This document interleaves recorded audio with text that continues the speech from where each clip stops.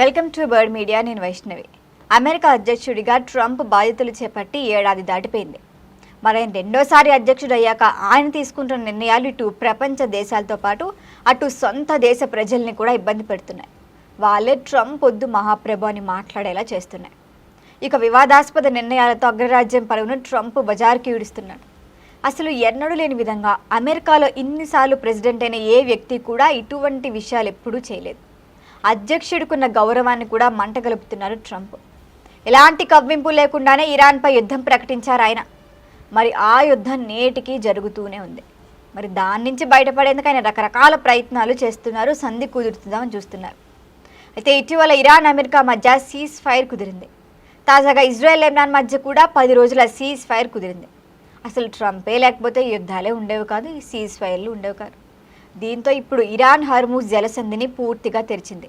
దీనిపై ట్రంప్ గంటల వ్యవధిలోనే 7 అబద్ధాలు ఆడడమే ఇప్పుడు చర్చనీయాంశంగా మారింది. దొరికిపోయారు ఆయన.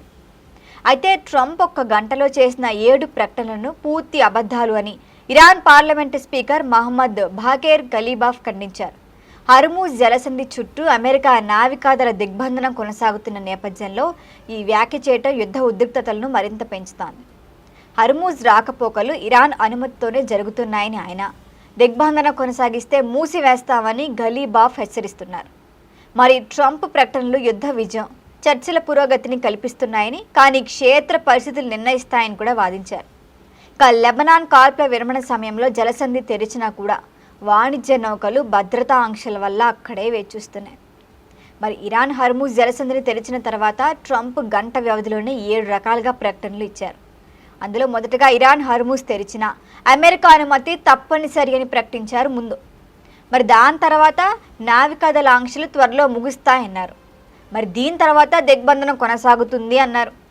ఇవన్నీ అయిపోయినాక ఇరాన్ అసలు యుద్ధంలో ఓడిపోయింది, అమెరికాని అంతిమంగా గెలిచింది అని ప్రకటించారు. దాని తర్వాత మళ్ళా ఇంకో ట్వీట్లో మొదటి దశ చర్చలు విఫలమయ్యాయి, రెండో దశ చర్చలు మొదలే కాలేదు, ఇంకా అవి ఎప్పుడు మొదలు పెడదామా అని చూస్తున్నాం. కానీ మూడోసారి మాత్రం చర్చలు పూర్తయ్యాయని ట్రంప్ పేర్కొన్నారు.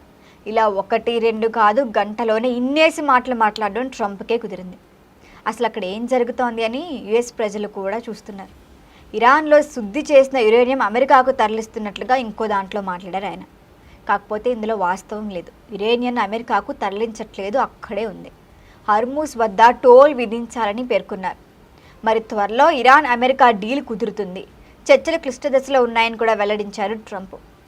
ఇక పర్షియన్ గల్ఫ్ను హిందూ మహాసముద్రంలో కలుపుతూ 21 మైళ్ళ వెడల్పు, 90 మేళ్ల పొడవు ఉన్న ఈ జలసంధి ప్రపంచ చమురు రవాణాలో 20 నుంచి 30% భాగం. అంటే 2 నెలల మూతతో ముడి చమురు ధరలు డబుల్ అవుతాయన్నమాట. ఇక ట్రాఫిక్ సెపరేషన్ స్కీమ్లో 2 మైళ్ళ మార్గాలు ఉన్నా కూడా ఇరాన్ ఉత్తర, యుఏఈ దక్షిణ తీరాల మధ్య ఉద్రిక్తతలు పెరుగుతూనే ఉన్నాయి. మరి ట్రంప్ ప్రకటనలను మానసిక యుద్ధంగా ఇరాన్ చూస్తోంది. ఈ రకంగానే తప్పుదోవ పట్టిద్దామని ట్రంప్ చూస్తున్నారని ఆరోపిస్తోంది. గలీబాఫ్ జలసంధి మూత ఇరాన్ పవర్ఫుల్ కార్డుగా పేర్కొన్నారు. మరి ట్రంప్ అల్టిమేటం డెడ్లైన్లు జారీ చేస్తూ ఇరాన్ నౌకలను పేల్చినట్లుగా కూడా ఆయనే ప్రకటించేసుకున్నారు. మరి వీటిపైన కూడా ఇరాన్ ఏం స్పందించలేరు. ఇరాన్ పొరుగు దేశాల ఓడరేవులపై దాడులకు బెదిరిస్తోంది. చర్చలు జరగకపోతే యుద్ధం తీవ్రరూపం దావచ్చు అని కూడా చెప్తున్నారు. ఏదైనప్పటికీ ట్రంప్ ఇలా గంటల వ్యవధిలో 7 రకాల స్టేట్మెంట్లు పాస్ చేయటమే అందరినీ ఆశ్చర్యానికి గురిచేస్తాను. చూద్దాం మరి ఏం జరుగుతుందో. దీనిపైన మరిన్ని అప్డేట్ల కోసం చూస్తూనే ఉండండి బర్డ్ మీడియా.